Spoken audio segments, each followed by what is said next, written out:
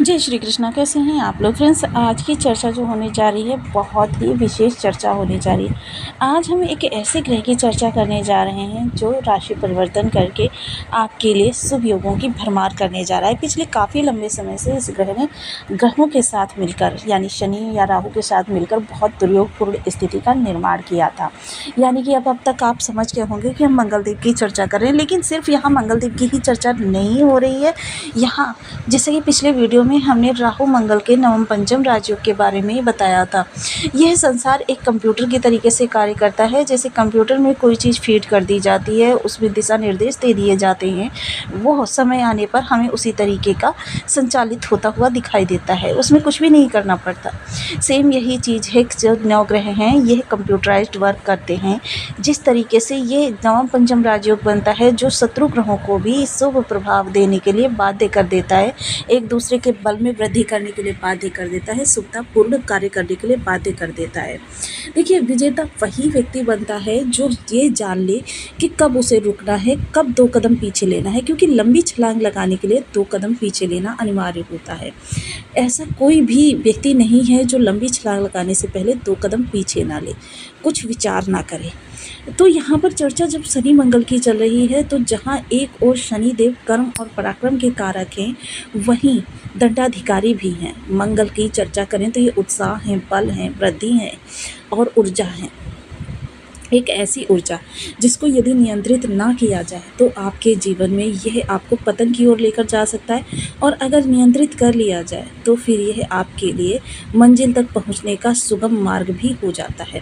अब ऐसी स्थिति में हम चर्चा कर रहे हैं शनि और मंगल की। तो शनि आपके बैठे हुए हैं लाभ भाव में, और लाभ भाव में बैठकर इन्होंने मंगल के साथ जो संबंध बनाया है, इसके बारे में चर्चा आगे बढ़ाएंगे। तो बने रहिए हमारे साथ इस वीडियो में एंड तक, क्योंकि चर्चा बहुत विशेष होने जा रही है। यह चर्चा आपके जीवन की दिशा दशा दोनों को परिवर्तित करने की क्षमता रखती है। षष्ठ भाव में बैठे हुए मंगल लाभ भाव में बैठे हुए ग्रह के साथ किस तरीके से व्यवहार करते हुए दिखाई देंगे, इस पर चर्चा का संपूर्ण विषय आधारित है। तो बने रहिए हमारे साथ इस वीडियो में एंड तक, आपको बहुत कुछ जानने के लिए मिलेगा। वीडियो बहुत ज्ञानवर्धक होने वाला है। यदि आपके लग्न में 2 नंबर बना हुआ है तो ये राशिफल आपके लिए है। यदि कुंडली में कहीं भी चंद्रमा के साथ 2 नंबर बना हुआ है तो ये राशिफल आपके लिए। कुंडली ना होने की स्थिति में आप इसे नाम राशि से भी देख सकते हैं। यदि अभी तक आपने अपने इस चैनल को सब्सक्राइब नहीं किया है तो प्लीज़ सब्सक्राइब कर लीजिए, वीडियो को लाइक कर दीजिए, चैनल को शेयर कर दीजिए। इससे होगा क्या कि हमारे आने वाले हर वीडियो की नोटिफिकेशन मिल सकेगी आपको सबसे पहले। एक प्यारा सा कमेंट करना बिल्कुल ना भूलें। कमेंट से हमें बहुत मोटिवेशन मिलता है, हौसला मिलता है, और ये पता चलता है कि आप और क्या जानना चाहते हैं। तो यह इस समय पर बहुत ही शुभ योग बना हुआ है शनि मंगल का। देखिए, यहाँ पर मैं एक चीज़ बता दूं कि शनि जो होते हैं, देखिए हमें प्रारंभ से ही शनि और राहु से डरना सिखाया जाता है, लेकिन हमें कोई भी ये नहीं बताता कि शनि राहु जो है नारियल के समान है, विशेषकर शनिदेव। क्योंकि शनिदेव जैसे नारियल बाहर से कठोर होता है, कड़क होता है, लेकिन अंदर से देखिए जब उसे फोड़ते हैं तो उसकी गिरी किस तरीके से निकलती है, एकदम सॉफ्ट मीठी, जो हृदय को प्रफुल्लित कर देती है, आत्मा को आनंद प्रदान करती है।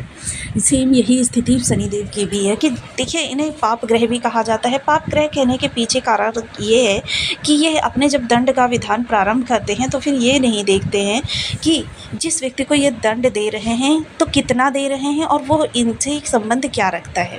तो इस दंड विधान को करने में इनका बहुत विशेष प्रभाव रहता है। जब यह देव धनुष मनुष्य की विषाद ही किया जब ये त्रिदेवों को नहीं बख्शते हैं, और इसीलिए इन्हें यह पद प्राप्त है। तो देखिए शनि देव जो हैं वो इस समय पर षष्ठ संबंध बनाए हुए हैं। देखिए 1 2 3 4 5 6, जिस तरीके से नवम पंचम राजयोग की अगर मैं चर्चा करूं तो नवम पंचम राजयोग जो होता है वो लाभ प्रदान करता है, और ये षष्ठ अष्टम का संबंध, क्योंकि इस समय देखिए छठा घर किस चीज़ का होता है, शत्रुता का, और अष्टम घर किस चीज़ का होता है, बाधाओं का। तो यहाँ पर शनि मंगल एक आजीविका का कारक है और दूसरा उस आजीविका के प्रयास को दर्शाता है। यानी कि हालांकि दोनों ही बहुत ही शुभ स्थानों पर बैठे हुए हैं, अपने कारक स्थानों पर बैठे हुए हैं, अपने स्थान पर ये अच्छा करेंगे, लेकिन जो ये इनका संबंध बना हुआ है ये एक दूसरे के रास्ते में रोड़े अटकाने का कार्य करेंगे। यहाँ पर आपके लिए थोड़ा सा विराम का समय है, क्योंकि यदि आपने यह विराम नहीं दिया तो फिर क्या होगा कि आप गलत डिसीजन लेंगे, गलत दिशा में प्रयास करेंगे, आपकी कार्य बिगड़ते हुए दिखाई देंगे। यानी जिस दीर्घकालिक लाभ की अपेक्षा से आप कार्यों को आगे बढ़ा रहे हैं, रिश्तों को बढ़ा रहे हैं, उन कार्यों में आपको व्यवधान उत्पन्न होता हुआ दिखाई देगा, वो आपके लंबे समय तक लाभकारी नहीं रहने वाले। तो ये षडाष्टक योग इस समय पर बना हुआ आपकी चीज़ों में विषमता उत्पन्न कर रहा है। इस समय देखिए, आपको जो भी कार्य आप कर रहे हैं उनको करते हुए आपको किसी नए कार्य की शुरुआत करने के लिए ये सही समय नहीं है। कोई विवाह जैसे संबंध या फिर कोई लंबे समय का ऐसा कोई संबंध नया निर्मित करना चाहते हैं, उसमें भी अभी आपके लिए किसी भी प्रकार की कोई अपेक्षित प्रतिक्रिया ना करें, क्योंकि यह चीज़ें आपके लिए थोड़ी सी परेशानी सबक प्रदान करेगी।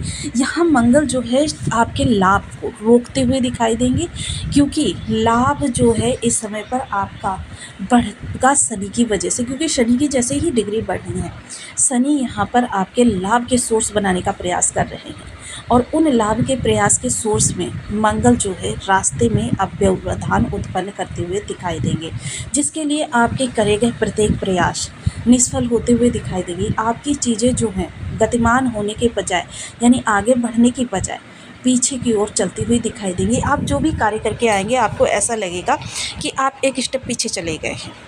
सोशल सपोर्ट, इस समय लोग आपकी मदद करने का प्रयास तो बहुत ज़्यादा करेंगे, लेकिन आपकी मदद कर नहीं पाएंगे, कारण कि उनकी ही लाइफ इतनी उलझ कर रह जाएगी, वो आपके लिए समय ही नहीं निकाल पाएंगे। ऐसे में आपको क्या लगेगा कि वो व्यक्ति आपकी मदद नहीं करना चाहता, लेकिन यह उसका दोष नहीं, आपके इस गोचर का दोष होगा, जिसके लिए रिश्तों को दोष ना दें, क्योंकि रिश्ते हमारी वो धरोहर होते हैं, जो रिश्ते हमारे जीवन में या कठिन समय में हमें निकलने में मदद करते हैं, हमारा सपोर्ट बनते हैं। और ऐसी स्थिति में रिश्तों को बिगाड़ लेना, ये लंबे समय के लिए रिश्ते आपके बिगड़ जाएंगे, जिसकी वजह से मौन रहना इस समय पर आपके लिए श्रेयस्कर है। वहीं शत्रु पक्ष इस समय थोड़ा सा आपको परेशान करने का प्रयास कर सकता है, तो जिसके लिए देखिए इस समय को बहुत ही धैर्यपूर्वक आपको निर्वहन करना होगा। देखिए, कर्ज लेने के चक्कर में अगर इस समय आप पड़ गए तो देखिए, क्योंकि जब शुभ योग बना हुआ होता है तो क्या होता है कि कोई भी ग्रह हो आपका अगर शुभ होता है तो क्या होता है, आपका ऋण जो होता है मिल भी जाता है और चला भी आसानी से जाता है। लेकिन अशुभ गोचर काल के समय लिया गया ऋण आपको ऋण के दलदल से कभी नहीं निकलने देता। जैसे कि आपने देखिए पुराने ज़माने के जागीरदारों के बारे में सुना होगा कि मूल धन की तो बात ही छोड़िए, व्यक्ति ब्याज ही पूरी ज़िंदगी चुकाता रहता है। ऐसे में उसकी प्रॉपर्टी वगैरह सब जागीरदारों के पास चली जाती थी। तो इस समय इस 99 के चक्कर में ना पड़ें। इस समय ये जो मंगल का गोचर काल है, इसको आपको बहुत ही सावधानी से बिताना है, क्योंकि इसके तुरंत बाद शनि मंगल का जब नवम पंचम योग बनेगा तब आपकी स्थितियां और ज़्यादा बेहतर होती हुई दिखाई देंगी। जब बेहतर होंगी, क्योंकि वहाँ पर तब शनि के साथ मंगल का नवम पंचम राजयोग निर्मित होगा और आपके लिए शुभता भर भर कर निकल कर आने वाली। इसीलिए देखिए, हमने प्रारंभ में ही लिख दिया है शनि मंगल पर भारी या मंगल शनि पर भारी। अब शनि यहाँ पर देखिए शत्रुता को बढ़ाएंगे, और शत्रुता के लिए मंगल जो भी करना चाहेंगे वहाँ मंगल को कुछ भी नहीं करने देंगे। मंगल के सभी रास्तों को बाधित करेंगे शनिदेव। ऐसे में जॉब वाले व्यक्तियों के लिए भी थोड़ा सा परेशानी निकल कर आ सकती है। उनकी जॉब में कुछ ऐसा व्यवधान उत्पन्न हो सकता है कि कुछ लोगों को तो ऐसा लगेगा कि उनकी जॉब अब गई तब गई, क्योंकि यहाँ पर कुछ योग ही ऐसा बन रहा है। लेकिन आप थोड़ा सा इस समय को शांति से अगर बिताएंगे तो यह समय भी कट जाएगा। आपके लिए परेशानी का सबब जो था वो रुक जाएगा और आपके लिए चीज़ें बहुत ही अच्छी होती हुई दिखाई देंगी। ऐसे में देखिए, आपके लिए एक चीज़ और निकल कर आ रही है, स्वास्थ्य संबंधी समस्याएं। ये स्वास्थ्य संबंधी समस्याएं आपको प्रभावित कर सकती हैं, या परिवार के किसी सदस्य को जो आपकी जिम्मेदारी में है, यानी जो आपके परिवार में है। तो देखिए, ऐसी स्थिति में कौन सी समस्याएं निकल कर आ सकती हैं? उदर संबंधी समस्याएं, लीवर संबंधी समस्याएं, या फिर ब्लड रिलेटेड समस्याएं। क्योंकि ब्लड में जब कोई आपके व्यवधान उत्पन्न होता है तभी आपके बुखार जैसी समस्याएं होती हैं। तो इन कुछ समय को आपको देखिए बिल्कुल भी अवॉइड नहीं करना है, तुरंत चिकित्सक का परामर्श लेना है और योग्य दवाई आपको लेनी है। वहीं अगर चर्चा करूं तो नई चीज़ों की शुरुआत बिल्कुल भी ना करें। व्यापारी वर्ग से यही अनुरोध रहेगा कि देखिए शांति के साथ इस समय को बिताने का प्रयास करें। लाभ आपको उतना उत्तम नहीं निकल कर इस गोचर काल के दौरान आएगा जितना आप एक्सपेक्ट कर रहे हैं या पहले जितना आपके लिए निकल कर आता था। अब चर्चा कर लेते हैं इस दुर्योग को कम करने के लिए या फिर बिल्कुल समाप्त करने के लिए कुछ क्या कोई विशेष उपाय होता है? जी बिल्कुल होता है। ज्योतिष में इसका पूर्ण उल्लेख है। इस समय को आपको किस तरीके से, सबसे पहले शनि के लिए ओम शनिश्चराय नमः, मंगल के लिए ओम अंगारकाय नमः। इन बीज मंत्रों का आप 1 माला, 2 माला, 5 माला, 7 माला, 11 माला का जप नियमित अपनी सुविधानुसार करना प्रारंभ करें। जब भी आप बीज मंत्रों का जप करते हैं तो आपके ऑरा में जो ये नेगेटिव तरंगे हैं उस ग्रह की, वो प्योरीफाई होना प्रारंभ हो जाती हैं, और जब ये प्योरीफाई हो जाती हैं तो उस ग्रह के जो दुष्प्रभाव आपके लिए निर्मित हो रहे हैं वह दुष्प्रभाव सदैव के लिए समाप्त हो जाते हैं। लेकिन देखिए, इसके लिए बहुत धैर्य की आवश्यकता होती है। अब ऐसा नहीं होता है कि आपने 10 दिन 15 दिन जाप किया और आप कहने लग जाएं कि हमको प्रभाव नहीं मिल रहे।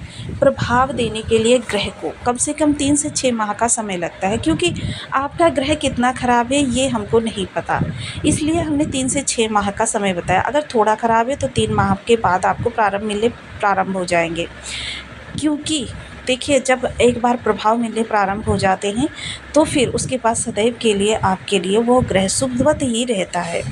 और जब बहुत ज़्यादा ख़राब होता है तो मैक्सिमम 6 माह आपको जप करना होता है। लेकिन देखिए, आगामी सुखी जीवन के लिए 6 माह कोई बड़ी, क्योंकि अभी तक तो आप उस ग्रह के नेगेटिव प्रभाव ही प्राप्त करते आए हैं। क्योंकि अगर आपके बर्थ चार्ट में या आपके जन्म के समय से ऑरा में ये वह ऊर्जा है तो वो आपको उसी प्रकार के प्रभाव देती रही होगी जिस प्रकार के प्रभाव आप दे रही है। तो देखिए, इस चीज़ को मेरा आग्रह समझ लीजिए कि आप बीज मंत्रों के जप करना प्रारंभ कर दीजिए।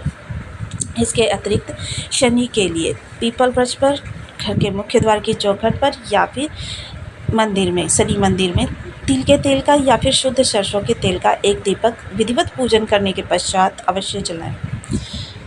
मंगल के अधिष्ठात्र देव जो है हनुमान जी को शनिवार और मंगलवार अगर दोनों दिन कर सकते हैं तो, अन्यथा आप मंगलवार को जो